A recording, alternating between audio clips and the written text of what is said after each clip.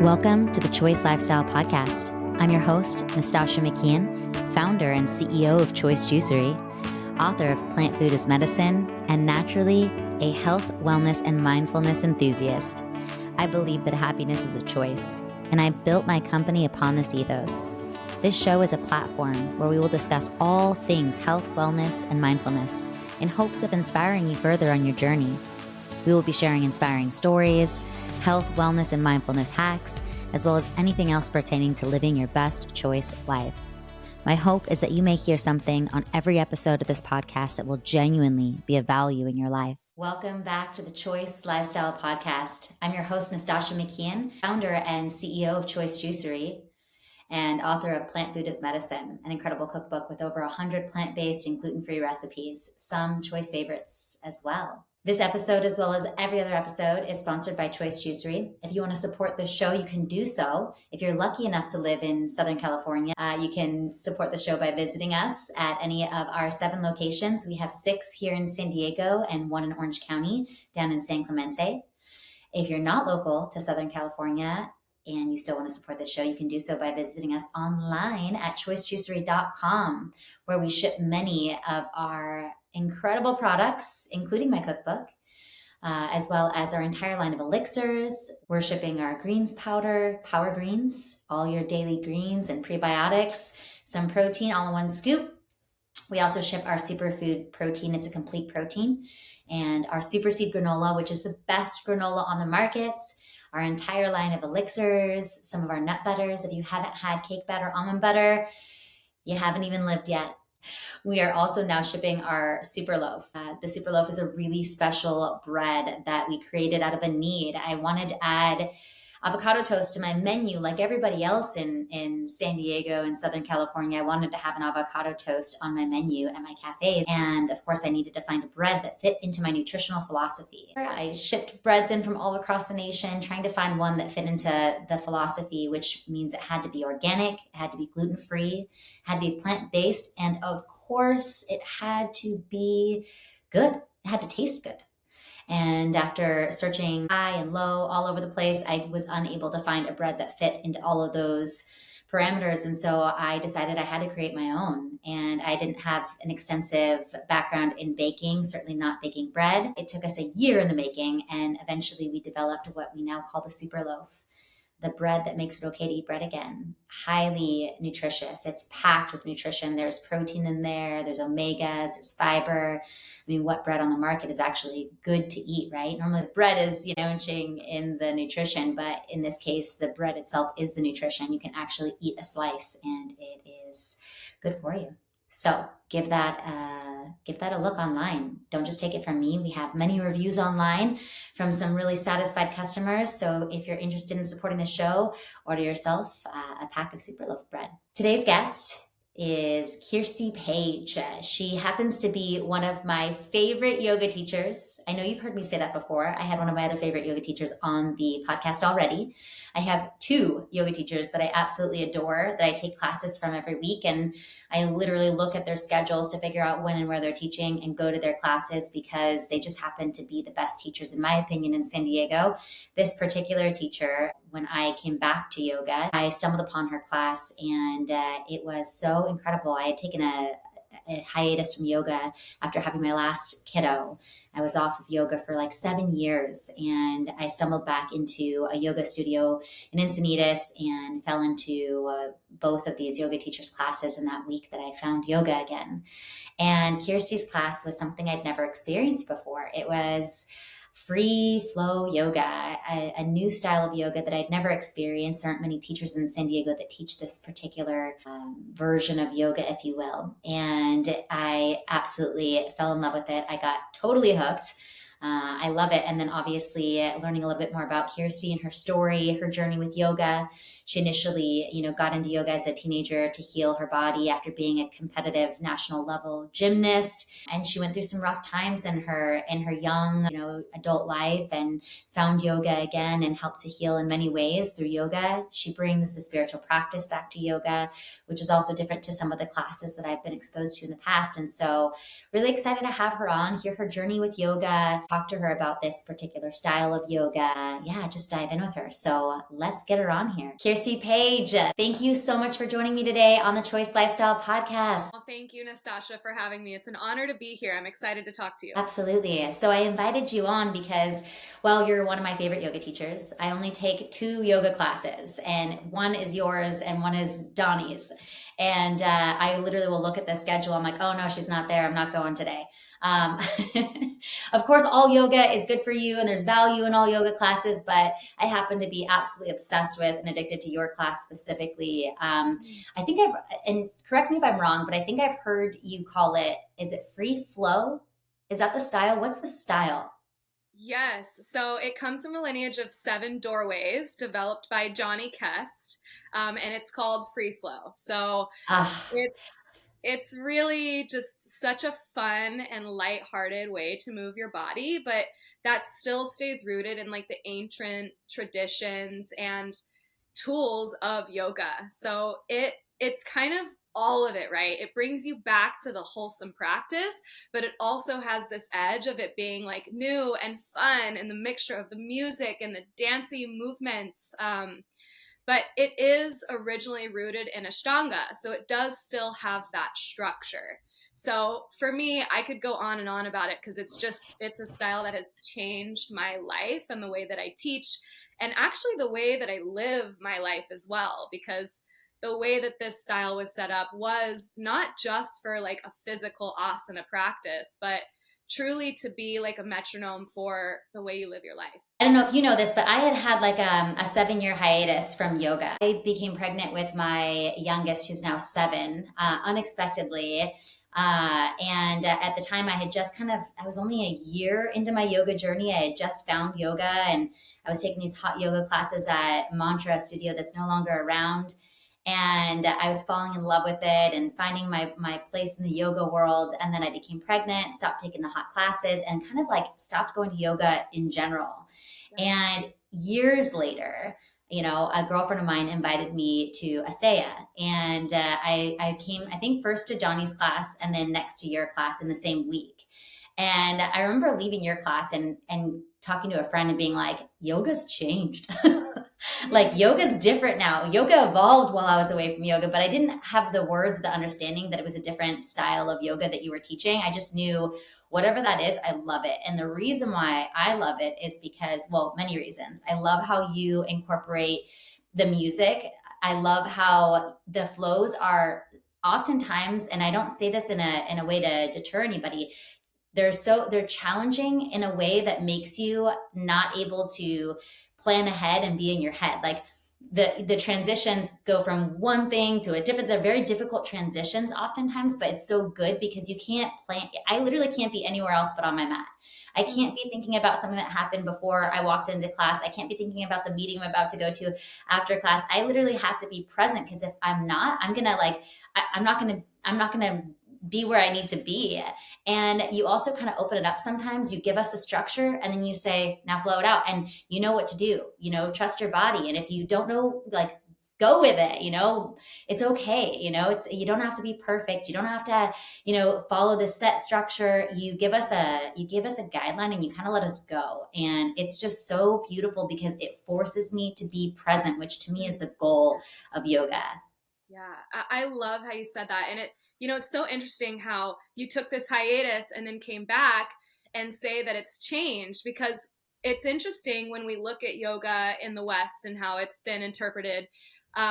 It's actually, it's changed from being like a more of a mind practice, a breath practice, to a physical practice, right? So Mm-hmm. actually what I think is happening is it's starting to come back around. So it Yes. changed, but now it's becoming what it actually used to be and was. And maybe that's the reason why you fell out of it, is because the physical will only take you so far, right? Once you learn all the shapes, you take all the classes, you might leave feeling great and relaxed and stronger.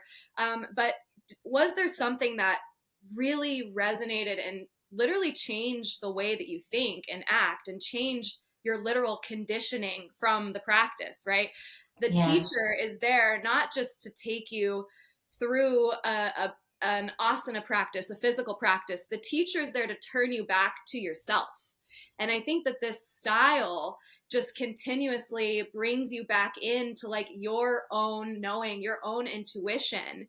And because it is essentially just a breathing practice, a moving meditation practice, we're actually able through this movement to like just unblock energy and come right back home to ourselves. And who is not looking for that? Who is not looking for a stronger, more intimate relationship with who they are?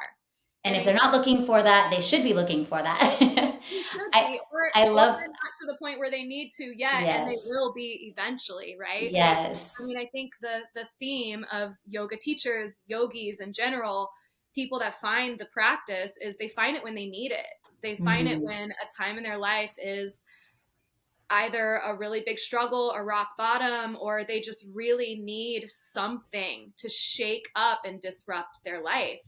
And I think that's what's beautiful about this style is it is a disruptor. It is a disruptor physical yoga class. Yes. And it's a disruptor because it's continuously coming back to like where yoga was way before everything changed and evolved. Agreed. I love that you said that, bringing you back to yourself, because one of the things I read when I was reading up on you, I read an article, I think it was in like San Diego Voyager, about you and your journey with yoga. And one of the things I actually took notes on the article. One of the things you said was like, yoga is a doorway to self.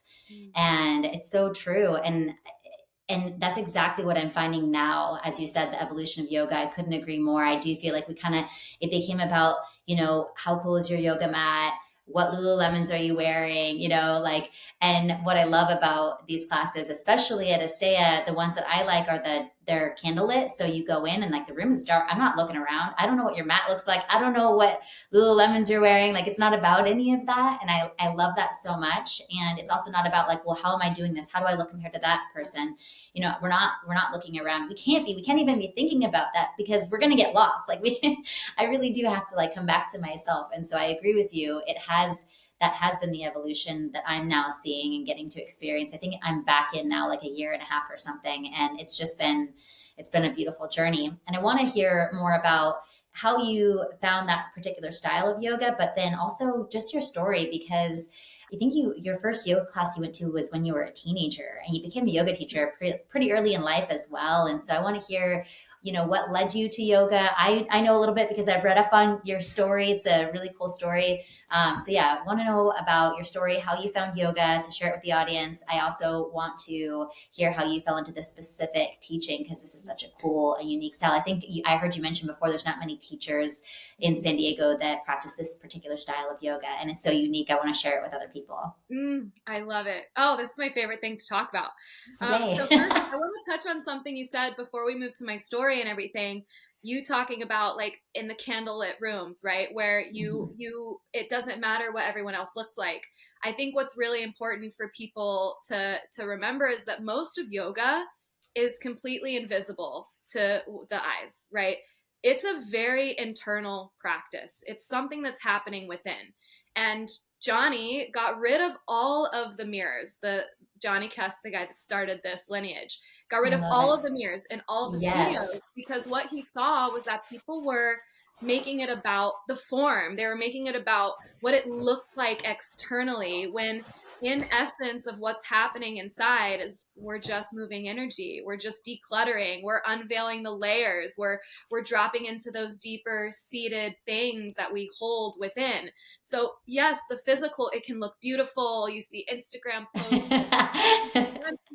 but that is really far from the true purpose of it. So you already connecting with, it's dark in the room. I can't see myself. I can't see others. This is my journey to connect with me, so that then once I do that and unveil my layers, there's actually this deeper well of consciousness that connects me with everything else and everyone else. So I just love that you made that connection. And I really wish all yoga studios would just get rid of their mirrors. and stop talking about form so much. Agreed. But Yes, agreed.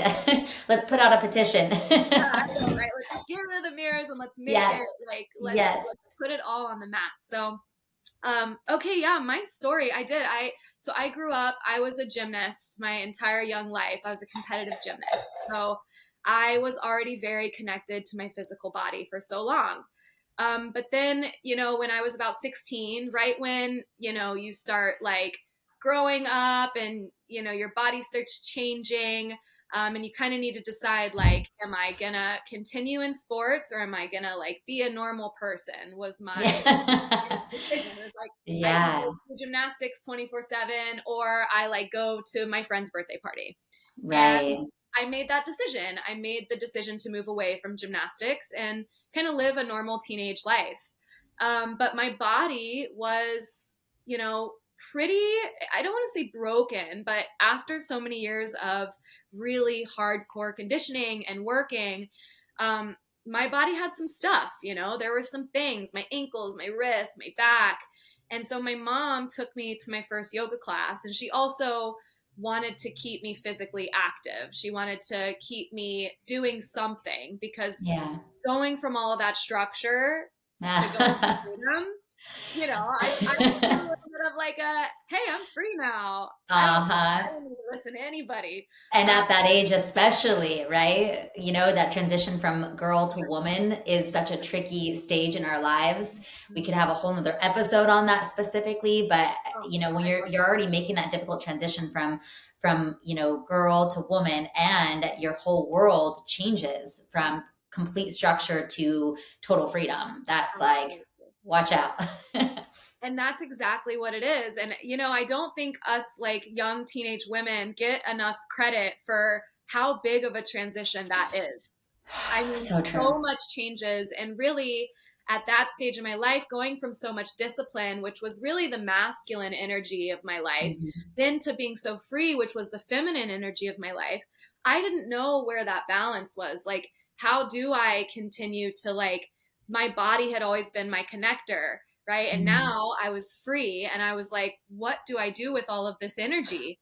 So naturally, it would go into things that were maybe a little bit self sabotaging, relationships that weren't healthy, reaching for these things to like reel me back in. But I just did Yeah. not really have the tools at that age to really do it in a healthy way. Right. So luckily I did find yoga. I will say I didn't, my first yoga class since I was a gymnast, I like remember it so well. I walked in, I was like, this is gonna be a piece of cake. I can do handstands, I can do everything.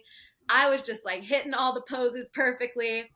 And I was like looking around like they got nothing on me. Just the absolute opposite of what a yogi is. And I will Right. never forget leaving the class that first time and the teacher walking up to like the group and being like, there's a lot of ego in this room. And I just like remember that because for me at the time I was like, whatever, bro. And and I'm like, wow.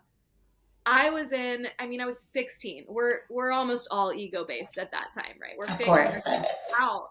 But Honestly, until we're like 30. yeah, exactly. I always look back and like reflect on the way that my practice has changed from that first class. Wow. And me showing off my handstands and being able to do this and that to now, like, if you catch me doing handstand, it's a lucky day because I usually just do very little on my mat. Like, I'm just there to like feel. Yeah. So I'll always remember that. I moved away from yoga for a while.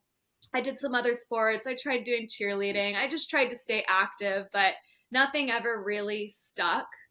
Mhm. And it wasn't until about my mid 20s when I had a little bit of like I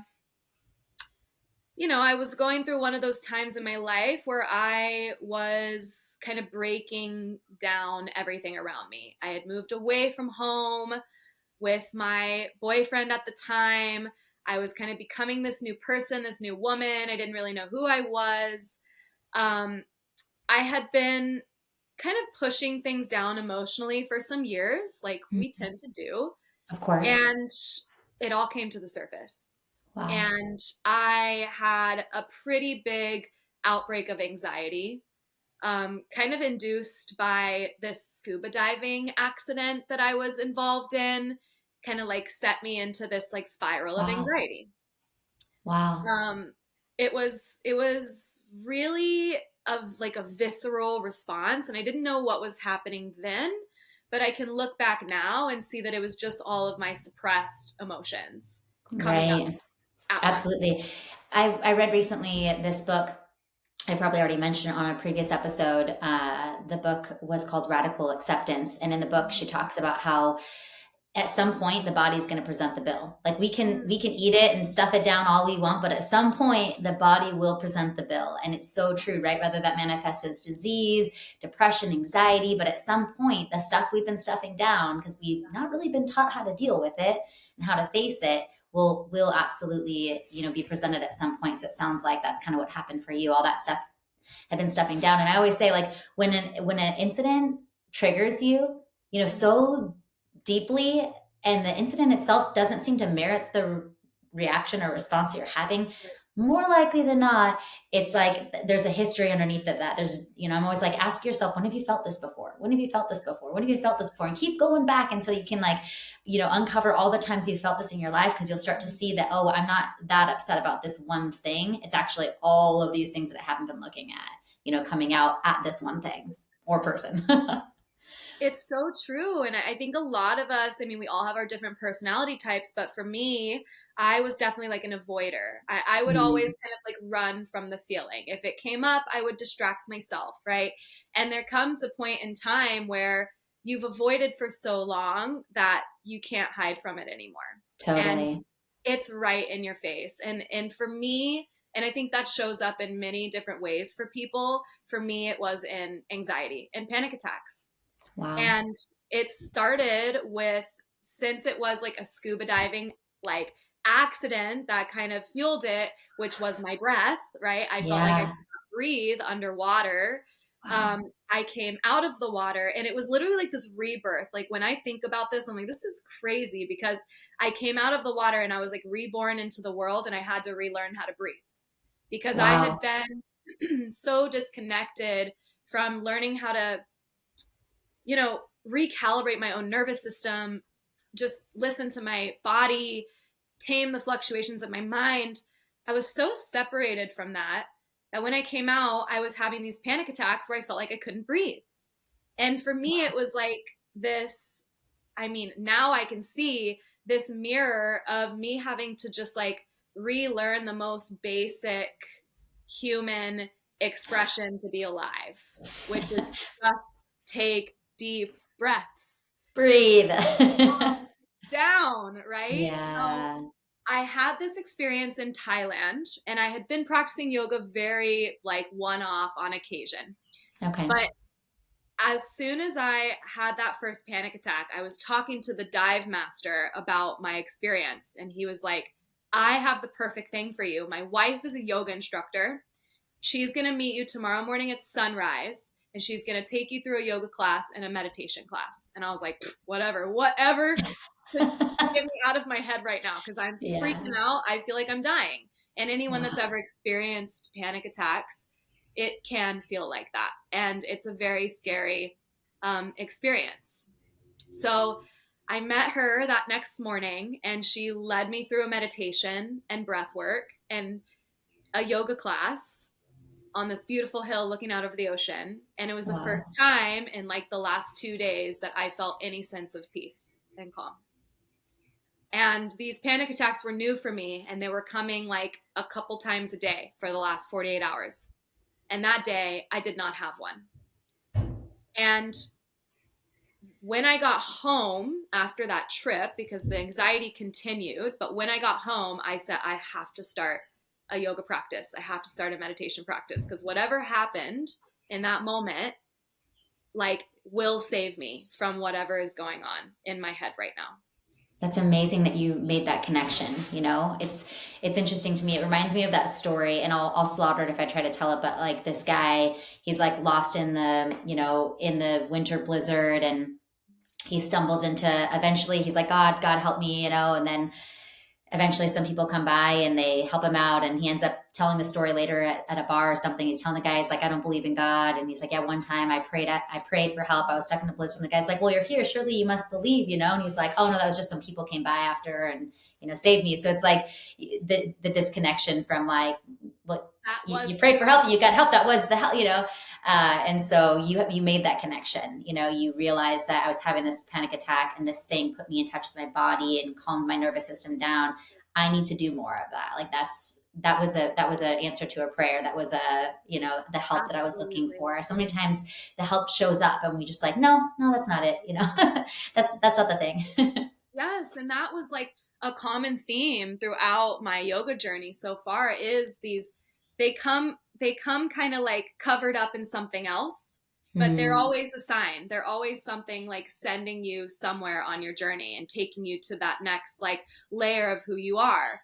And when I got back, I was living in Phoenix at the time, I really dropped into my physical asana practice again.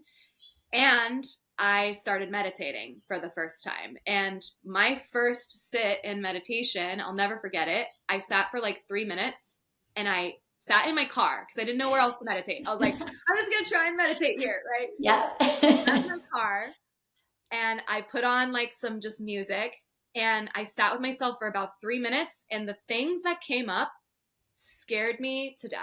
I popped out of the car, I ran back to my house. And I was like, I'm never doing that again. I Do you remember what those things were that came up? You know, I think it was just past trauma that I maybe hadn't dealt with, past feelings about myself, about just, I don't remember what they were exactly, but Yeah. I know they scared the shit out of me. Wow. To It's the so point, crazy because yeah. that's what we're all really terrified of. You know, it's like we want to stay distracted so that we don't have to feel that, you know, and Yes. there's so much there. And so Mhm. it's so much easier to just stay really busy, have tons of social plans, do a million physical activities, or be busy with work, just tuned out to Netflix, whatever, anything but that. Don't make me feel that. Don't make me see that. Don't make me look at that. But the sad thing is, it's like in feeling that thing that we're afraid of is actually the key to our freedom, you know? 100%. And that's something that's so beautiful about this lineage, the seven doorways, is that first doorway, there's seven doorways that you walk through. The first one is called sacred space, and it's literally just sitting with yourself. Mm, And most people don't come back to yoga. They don't come back because it's too hard or physical. hmm. They come back because of the silence. They Yeah, don't come back because of the silence and the yeah, stillness. They don't come back because they don't want to feel those things that I felt that day, the first time I sat in meditation. And yeah, like you said, like the feelings that we don't want to feel are the ones that are necessary for us to unlock all of the things that are on the other side of that, the freedom. what is that saying? The cave you fear to enter holds all the treasure you seek. Oh, I'll never forget that. It's like it's those, that's where all the gold is. We got to be yes. willing to excavate. We got to be willing to go to those places. Yeah, But we have to. so what happens? So You have scary. this 3 minutes, you're like, forget this, I'm out of here. And Well, now here we are. So clearly you went back yeah, and you did it here we again. Tell are. me. I think it took, I'm grateful for my willpower and my determination that was cultivated in me from gymnastics because Wow. I didn't let that stop me. And I think that that's one of the things that we can all really take away. Like, just because something's uncomfortable doesn't mean we should run from it. Actually, the more discomfort that it creates, maybe the more we need to lean into it and see why it's making us so uncomfortable. So Yes. I'm very lucky that the next day tried again, and it took me years. I mean, that was when I'm 34, about to be 34 now. This was when I was 24. This was 10 years ago, Wow.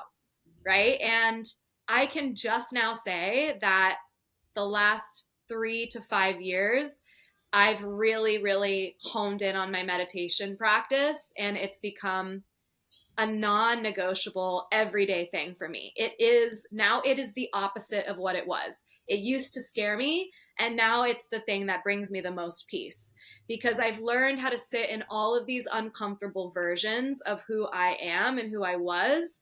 And the one constant that I can continue to come back to is my awareness on my breath and is my home in my body. It doesn't matter what is going on outside of me, the chaos, the whatever.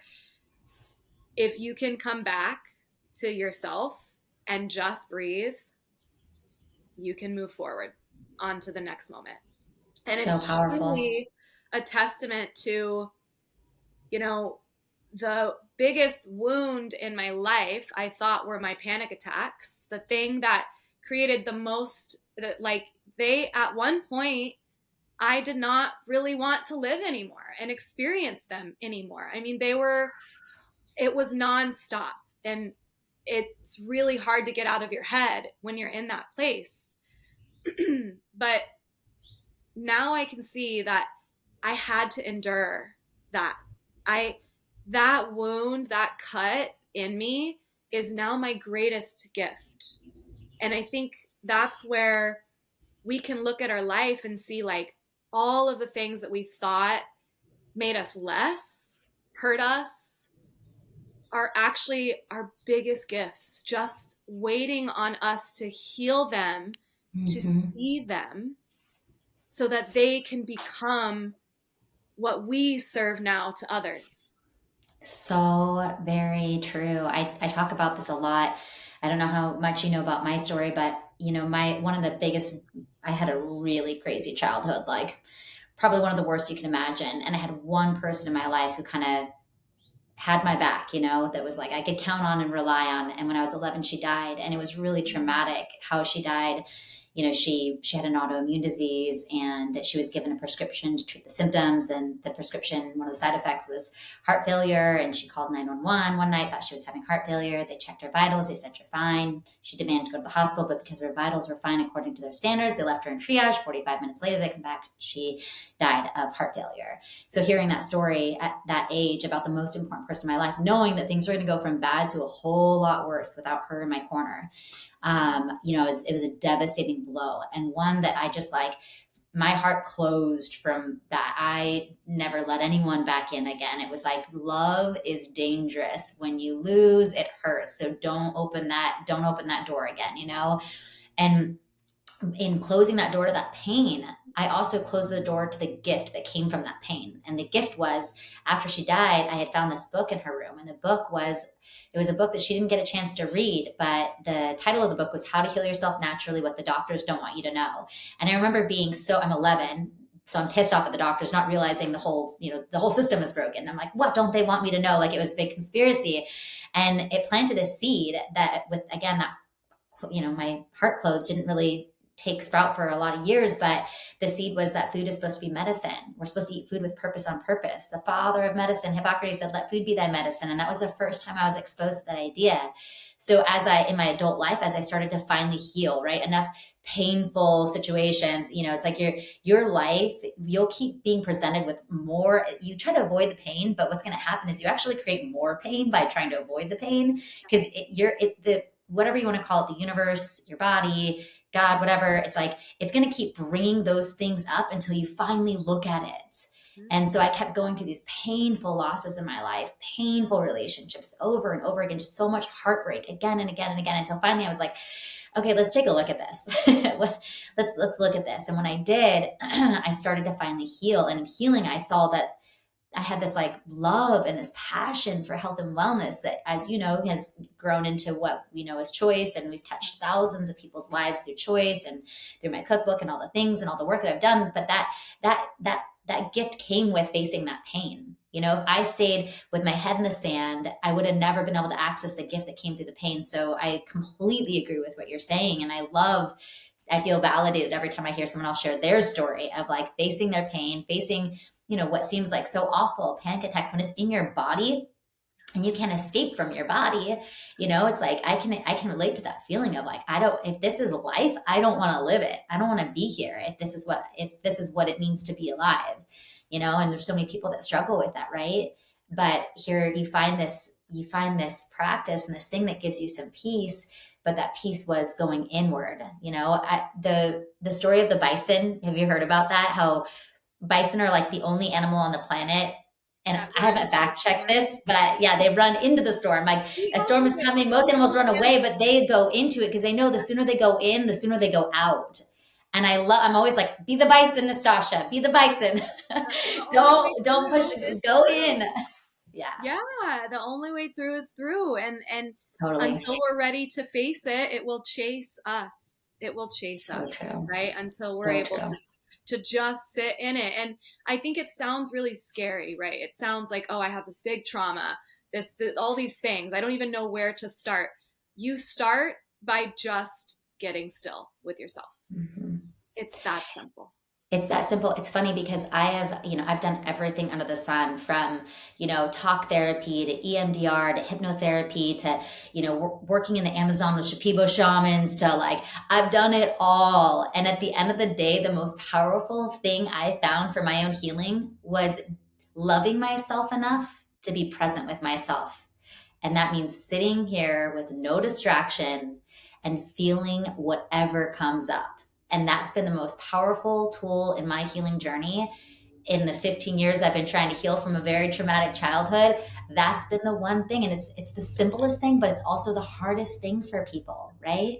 Yes. So what advice do you have? I mean, obviously you're very far into your journey as well with having this daily meditation practice. You've been at it for 10 years like me.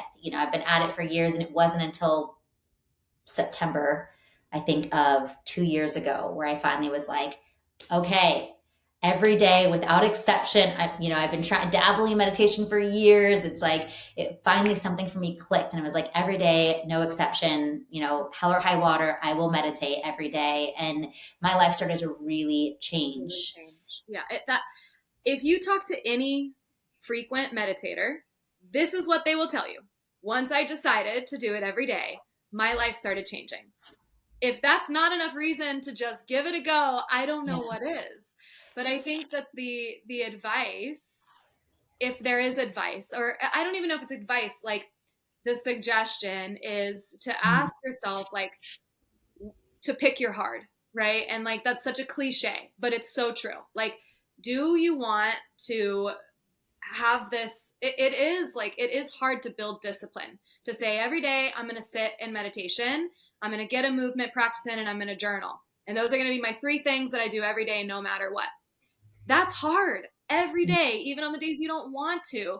You're going to have to make that decision. Dang it. Like, I got to go. I got my kids. I got to, like, but find 5 minutes. Find 5 minutes to just sit, right? That's difficult. The other side of that is not ever doing that work may seem easier to not have to go sit in meditation, find a movement practice, but the hardship's going to come 10,000 times more by not addressing your stuff. And then it bubbles up and it breaks out in some way or another.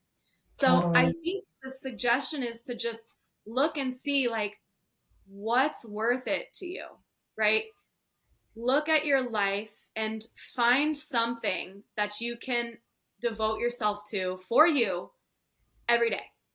What is it? I love And if that. it I love can that. be a meditation practice, that's great. Look, humans love a streak. So what really helps is like, I'm going to meditate for 60 days straight and I'm going to track it. Yes.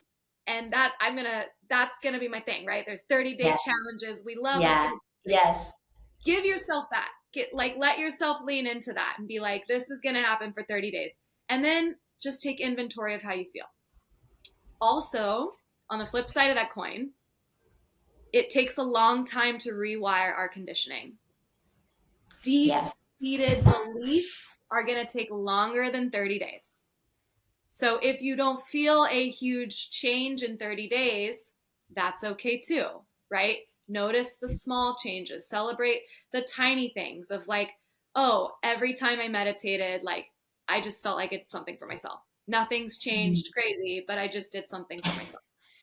I'm glad that you said that, because I think one of the hardest things for me in the beginning of my meditation journey, I think I've been like, a month or 2 months straight of meditating every single day without exception, like setting my alarm for 5 in the morning and like getting up and doing it every morning. I was meditating for an hour, just like so committed, so in it. And then I judge myself and come down so hard on myself after, a couple months of being this practice, and I'm blissed out of my meditation. I get out and I see dishes in the sink and I'm like yelling at my teenagers, and I'm like, oh, like, what's the point of meditating? I'm so quick to still lose my temper over these stupid things. And I was judgmental and hard on myself, but I had to find, like, you know what, that's okay. Like, I can forgive myself for that. And meditation isn't about becoming a perfect human or trying to become enlightened, or, not getting upset with my teenagers when they leave dishes in the sink. Meditation is about the peace that I feel when I'm in it, because I had gotten to a place with it where I was feeling a lot of peace, because initially, like you, that stuff came up and I wanted to run for my life. And but then sitting in and learning how to calm myself down. But what the shifts for me didn't come in 2 months. They didn't come even in 6 months. Honestly, they didn't even come until, like, when I started hitting the year mark, I started realizing I was more self-aware. And that was what started to change my life. Yeah. I was self-aware. Like, maybe I lost my temper, and then I could acknowledge, wow, that was a big reaction. And I could go apologize to my teenager and be like, hey, I'm sorry. I didn't mean to yell about that. I get really upset, when I work really hard and I come home, I left the house clean. I came home to a dirty dish in the sink. I got frustrated. I apologize. I could, like, take accountability, because I could see myself versus, like, be defensive and like, I had a right to lose my time. It's like those little shifts. And that started to change my relationships with my teenagers. And then I started to, when I would act on that, then I would also notice that, like, sometimes I'd catch myself in the moment, like, ooh, I feel really upset right now. I should, let me go take a walk. Let me go. I could actually self-soothe, and I could do things so that I didn't, but that took time and dedication. So I love your suggestion. And the challenge is such a great idea, because for me, the challenge was a year. I'm going to meditate every single day, because I'm like hardcore.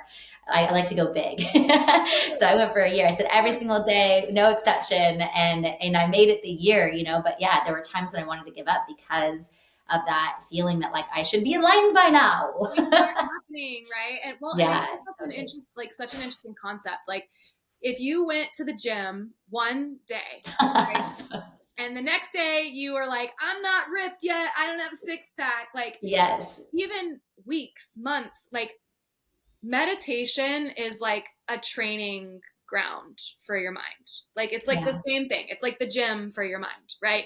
We continue to come back to our breath. We're rewiring these neural pathways. We're like, we're disrupting the thought loops and the thought patterns and coming back to presence. And what that does is, just over time, it allows you to do exactly what you said. Take self-inventory, inquire within, recognize, acknowledge, and investigate what feelings are coming up and how to react to those. And instead of being reactive, we can nurture those feelings, listen and hold them, and then respond in a way that is really in our highest and best, because we've learned through training over and over, day after day, minute after minute, hour after hour, that I don't have to respond right this second. Yeah. I can take a beat. I can take a breath. And the thing that's going to happen is, the first feeling that you felt will change, because everything is temporary. So if you felt anger and you reacted in anger, every time that comes up, you're going to react in anger. But if you felt anger and then you nurtured it, you investigated it, you took a few deep breaths, and then you responded with, I need a few minutes before I react to this. Your brain next time is going to say, I remember last time it was much better for me to not react. Yes. And it then becomes a pattern, a cycle of you learning yourself and not just giving in to your conditioned thoughts and feelings. Absolutely. Absolutely. It's interesting, because also meditation, you're moving through those layers of yourself, that likely these situations that come up that cause you to freak out. And I've mentioned this before. One of my favorite books of all time is David Hawkins' book, Letting Go. And he talks about how we're like these little pressure cookers, and we've got all this steam inside, and you flick that little lid and, like, a little steam comes out. It's like that steam came out because there was steam inside. if there wasn't steam inside when you flip the lid, no steam would come out. And it's like these situations that are presenting that are causing us to blow off a little bit of steam. It's like they're just showing us what's inside of us. Yeah. So it's almost like, thank you for being the messenger. Let me go do some work. It's like, it's everything is an opportunity to get better. Everything that upsets you, everything that hurts you, everything that's happening is like, it's showing you what's happening inside of you. And as you start to address those things, everything starts to change. One of the other things, I think it was a quote from the Yoga Sutra that you brought up in one of the articles that I read up about you on, and it said, your yoga's working when your relationships start to change. One of my favorites.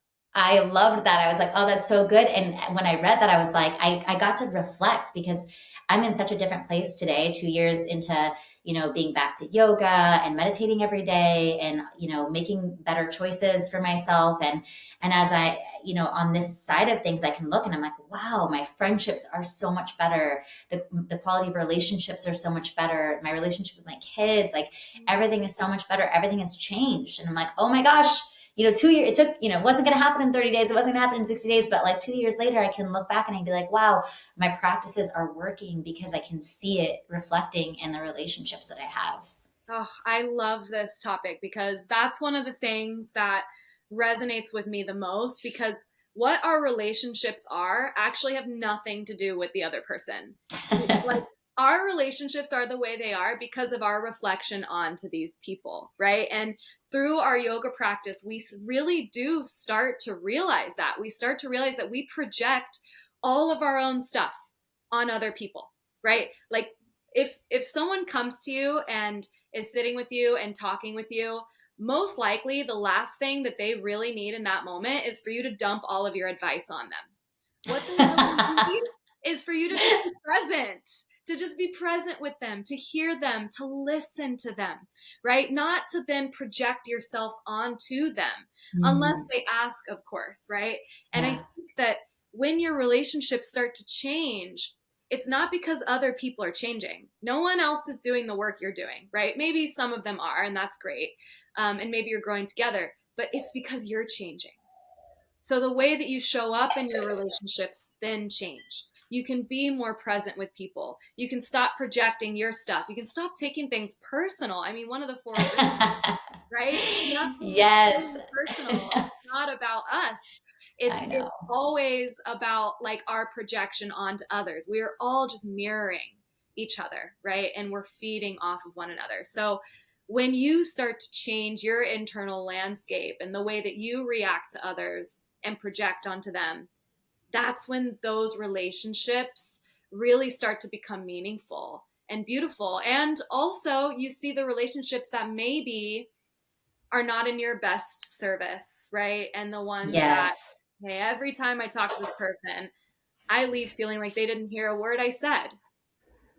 And all they wanted to do is tell me their story. Yeah.